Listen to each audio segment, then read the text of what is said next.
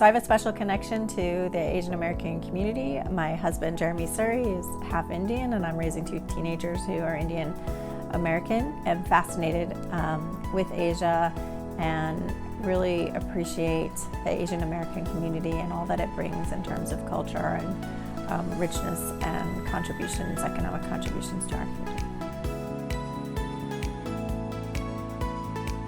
The Asian Chamber is really bringing in quite a lot of business to Austin and investments, whether it's Samsung or many of the other large corporations, but also smaller endeavors that are happening. The levels of entrepreneurship and the levels of success seem to be particularly high among the Asian American community.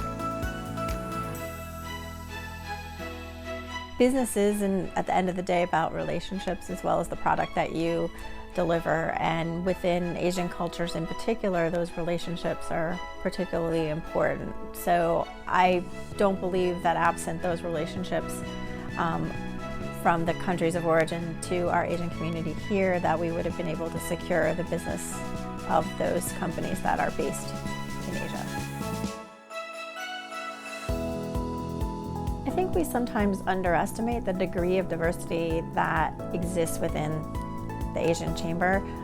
You have countries that, yes, they're all Asian, but they have very different cuisines, they have very different cultures, they have very different products that come from those companies. And the way that the Asian Chamber manages that diversity is a model for us as a city about how we can manage and celebrate diversity while still being true to who we are in our individual kind of groups. So I really admire the way the Asian Chamber navigates all of that different diversity, the different interests, the different ways of approaching relationships. That's a real challenge that we have citywide across the diverse cultures and people and business activities that we have.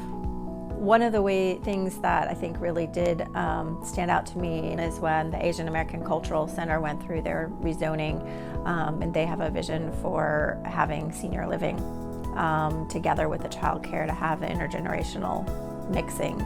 And we had a lot of really interesting conversations, as you do in every zoning case. But at the end of the day, the community around there, when we were able to get some solution, really valued the diversity that having that cultural center and having the opportunity for the kids to learn Chinese in preschool and having the cultural offerings and understanding that seniors need a place to live that's culturally sensitive, I think in the end was a really positive outcome for diversity in the region.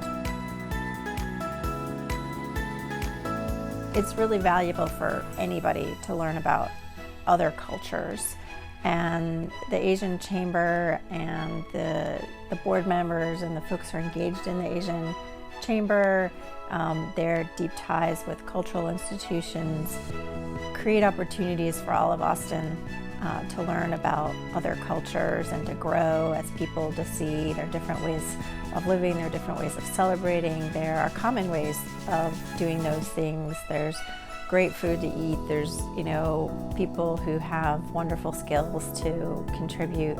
And so I really hope that the Asian Chamber continues to contribute in significant ways to our community, and I would encourage folks who have an interest to check out the programs. And you don't have to jump in and be a member without seeing what you're getting, but everyone that I've met through the chamber is interested in improving Austin, is interested in accelerating their business, and is open to helping others do the same. And the same reason you join any chamber, the Asian Chamber is a great place for that. I think part of what differentiates the Asian Chamber from some of the others is that they have a real proven track record of bringing business to Austin and connecting folks up to economic opportunities.